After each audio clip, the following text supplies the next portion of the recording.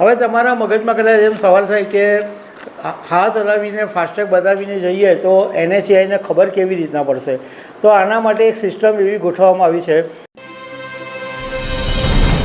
હવે જો કોઈ વાહન ચાલક વાહનના વિન્ડશીલ્ડ પર જો ફાસ્ટેગ લગાવશે નહીં અને હાથમાં બતાવી દેશે ફાસ્ટેગ, જેને લૂઝ ફાસ્ટેગ અથવા ટેગ ઇન હેન્ડ કહેવામાં આવે છે, તો નેશનલ હાઈવે ઓથોરિટી તમને તમારું જે ફાસ્ટેગ છે એને બ્લેક લિસ્ટ કરી દેશે.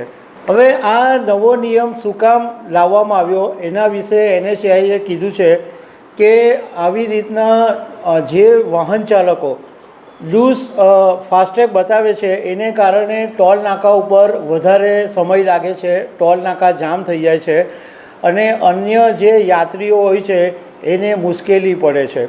બીજું કે એવું જાણવા મળ્યું કે કેટલાક વાહન ચાલકો છે એ એક જ ફાસ્ટેગનો ઉપયોગ અનેક વાહનોની અંદર કરે છે અને જેને કારણે વાહનોના જે ડેટા હોય છે એની અંદર મેળ ખાતો નથી અને આ વસ્તુ છે એ ગેરકાયદેસર છે.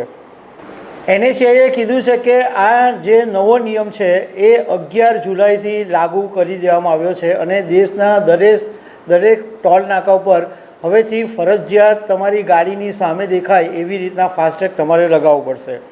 હવે આનું બીજું પણ એક કારણ છે કે નેશનલ હાઈવે ઓથોરિટી છે એ વાર્ષિક પાસ સિસ્ટમ અને મલ્ટી લેન ફ્રી ફ્લો ટોલિંગ એવી એક સિસ્ટમ રજૂ કરવા માટે જઈ રહી છે અને આ નવી સિસ્ટમ માટે ફાસ્ટેગનું સાચી સ્થિતિ જાણવી મહત્ત્વપૂર્ણ છે. એટલા માટે આ નવો નિયમ લાગુ પાડવામાં આવ્યો છે. હવે તમારા મગજમાં કદાચ એમ સવાલ થાય કે હાથ હલાવીને ફાસ્ટેગ બતાવીને જઈએ તો NHAIને ખબર કેવી રીતના પડશે?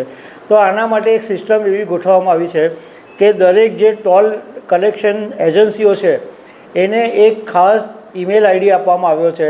એટલે જે કોઈ વ્યક્તિ કારની સામે ફાસ્ટેગ નહીં હોય અને હાથમાં બતાવીને જો જાય તો એ તરત ઈમેલથી નેશનલ હાઈવે ઓથોરિટીને જાણ થઈ જશે અને NHAI આ જે તમારું ફાસ્ટેગ છે એને બ્લેકલિસ્ટ કરી દેશે. એટલે તમારું ફાસ્ટેગ ઉપયોગ થતું બંધ થઈ જાય. એટલે તમે આગળ કોઈ બી ટોલ ઉપર જાઓ તો એ તમારું ફાસ્ટેગ યુઝ જ નહીં થશે.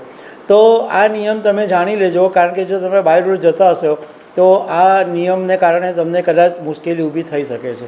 તો દર્શક મિત્રો, આવી અનેક વાતો સાથે અમે તમને મળતા રહીશું. Thank you very much.